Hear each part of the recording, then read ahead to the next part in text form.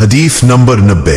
ایک شخص حزم بن ابی کعب نے رسول اللہ صلی اللہ علیہ وسلم کی خدمت میں آ کر عرض کیا، یا رسول اللہ، فلاں شخص معاذ بن جبل لمبی نماز پڑھاتے ہیں، اس لیے میں جماعت کی نماز میں شریک نہیں ہو سکتا، کیونکہ میں دن بھر اونٹ چرانے کی وجہ سے رات کو تھک کر چکنا چور ہو جاتا ہوں اور طویل قرات سننے کی طاقت نہیں رکھتا۔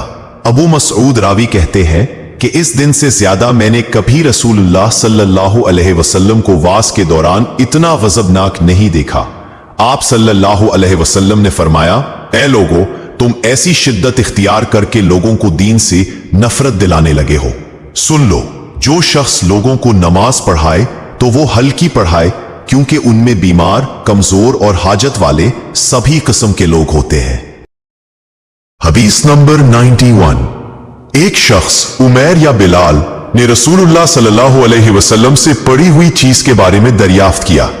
آپ صلی اللہ علیہ وسلم نے فرمایا، اس کی بندھن پہچان لے، یا فرمایا کہ اس کا برتن اور تھیلی پہچان لے، پھر 1 سال تک اس کی شناخت کا اعلان کراؤ، پھر اس کا مالک نہ ملے تو اس سے فائدہ اٹھاؤ، اور اگر اس کا مالک آ جائے تو اسے سونپ دو۔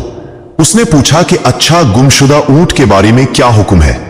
آپ کو اس قدر غصہ آ گیا کہ رخسار مبارک سرخ ہو گئے، یا راوی نے یہ کہا کہ آپ کا چہرہ سرخ ہو گیا۔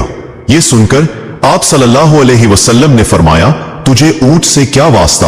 اس کے ساتھ خود اس کی مشک ہے اور اس کے پاؤں کے سم ہے، وہ خود پانی پر پہنچے گا اور خود پی لے گا اور خود درخت پر چرے گا، لہٰذا اسے چھوڑ دو یہاں تک کہ اس کا مالک مل جائے۔ اس نے کہا کہ اچھا، گمشدہ بکری کے بارے میں کیا ارشاد ہے؟ آپ صلی اللہ علیہ وسلم نے فرمایا، وہ تیری ہے یا تیرے بھائی کی، ورنہ بھیڑیے کی غذا ہے۔